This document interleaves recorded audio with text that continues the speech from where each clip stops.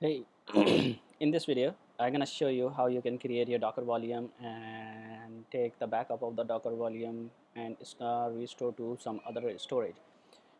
First, we will create a Docker container with a name like requirement. We have a legacy system and we need to migrate the legacy system to our new API system. So,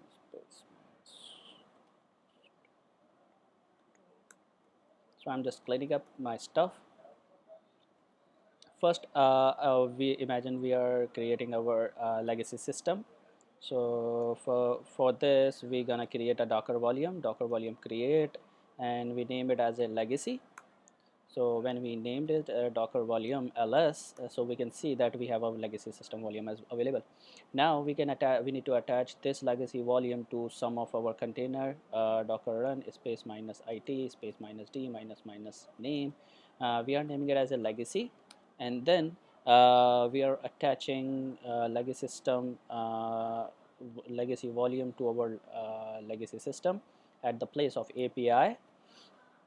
And now we are using the image name CentOS and we are good. So we have successfully mounted our legacy system and legacy store to our legacy system. Now we are going to attach and we will create some files to our legacy storage.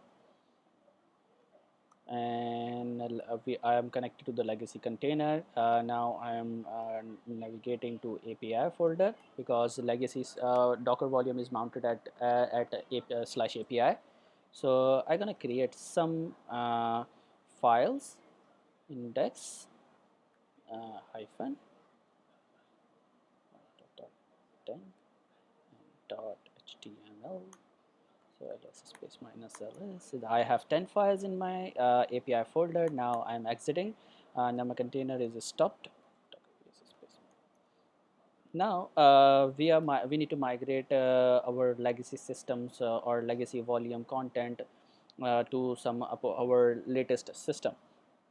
For this, we have created our new volume Docker volume create new dash API. So now we need to attach this API volume to some of our container Docker. So Docker run. We are creating a new API server. Minus it space minus d minus minus name API, and then we need to mount our store, which is new API, to some at place like API, and then we need to use the CentOS image. So if I go to the Docker attach API and I navigate to API folder, I see nothing. Okay, now our legacy system has some content in it. So what we need to do, we need to back up these files from our legacy system and wanted to shift it to these 10 files. Actually, these 10 files actually residing in Docker volume ls in legacy volume. So although all the content from legacy we need to download locally. For to download that content locally, we need to run docker run space minus minus rm, and we need to use the minus minus volumes from this will enable us to mount specific containers volumes, and then we can mount it and we can access all containers from runtime container. So like this is the way we can access different containers storage from runtime container. So we have a container name as legacy, and we need to mount it slash dollar $pwd. We need to mount it through like we are creating our local container, and we are mounting our local storage to runtime containers slash backup, and we are attaching legacy containers volume to our runtime container. This is one thing we already done. Now we need to specify an image that going to you run our runtime task, and busybox. Under the busybox we're going to run our backup command czf, and then we need to destination file, which must be slash legacy system dot tar, and slash API is the path which we need to take backup.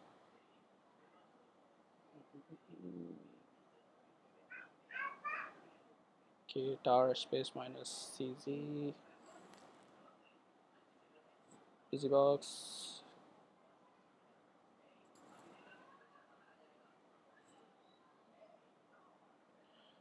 Says removing tar space minus cz.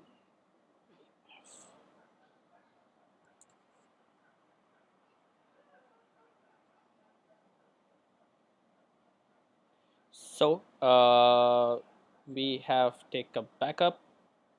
Actually, it took a backup already. I haven't touched the v switch, so it won't. Anyways, in the first command, it took successfully backup. Anyways, the next thing, we need to ship this legacy system files to our new container. So for this, we already have Docker volume ls. We have a new API volume, which is attached to Docker ps space minus a to our API server. For this, we need to run Docker run space minus it, sorry, minus minus rm, minus minus volumes from, and we need to supply the API. And then what we need to do is we need to mount our local storage to the container. For this, so we need to supply the pwd and mount it to slash backup, and from there we need to run the busybox command, and then after the busybox command we need to untar our docker file into the volume of API. Tar space minus xvf, and the path of the file, okay, and the file path name is this. So we have extracted into the container. Now we need to start the container. If we attach to Docker attach API, and if I navigate to API folder, so I can see all the files which is in our API store. So this is what we missed in last session. So I hope this will help in taking backup and restore the Docker volumes. Thank you very much for watching this video. I hope this will help you a lot.